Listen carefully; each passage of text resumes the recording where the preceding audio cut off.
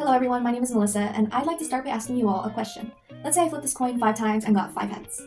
On the next flip, what do you think it would land on? Heads or tails? You might be tempted to say tails, thinking that there is no way I'm going to get a 6th heads.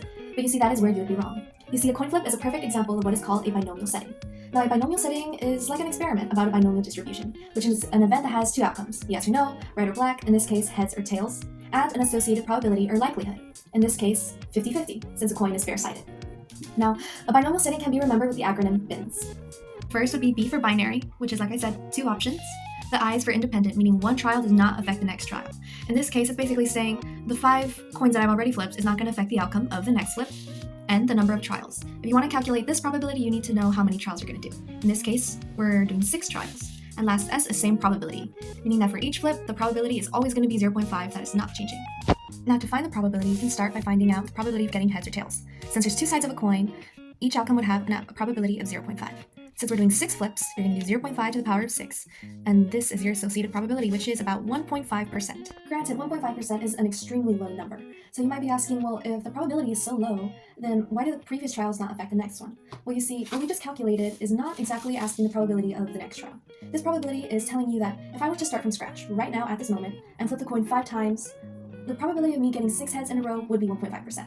But it's a different thing entirely, that I've already flipped this 5 times and I'm going to start a new flip. This probability would be written like this. It would be written as a probability of heads given that I have already flipped 5 heads, which would look like this. It would be the probability of 1 head and 5 heads, basically the probability of 6 heads, over the probability of flipping 5 heads. 0.5 to the 6 over 0.5 to the 5, which is still 0.550%. But let's say I wanted to find the average number of trials it's going to take for me to get both heads and tails. Well, this would flip to be called a geometric setting, which is basically an event that you're going to try over and over and over again until you reach one success.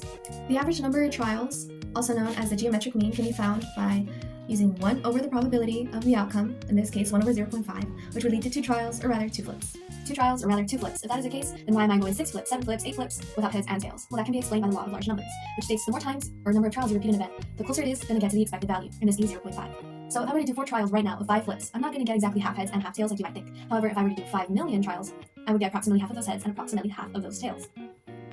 The law of large numbers basically goes on to say that although in a binomial setting the probability for each trial does not change, it can still be fairly unpredictable in the short term, which is why if you choose to use it, you want to try to do as many trials as possible so you can be accurate. But binomial setting is really helpful to use. Why? Because it's so simple. All you do is get the probability of success or an outcome, and then raise it to the amount of trials you're going to do. I think it's also important to note that for each event, binomial setting might change a little bit, at least with the equation. But binomial setting is an important part of probability theory and statistical analysis. It is used in areas like finance or medical trials, as well as with coin flips or guessing red or black in roulette, but also as a tool for quality control or for an estimate of the result of a survey and for many more things that have 2 outcomes. Thank you for listening.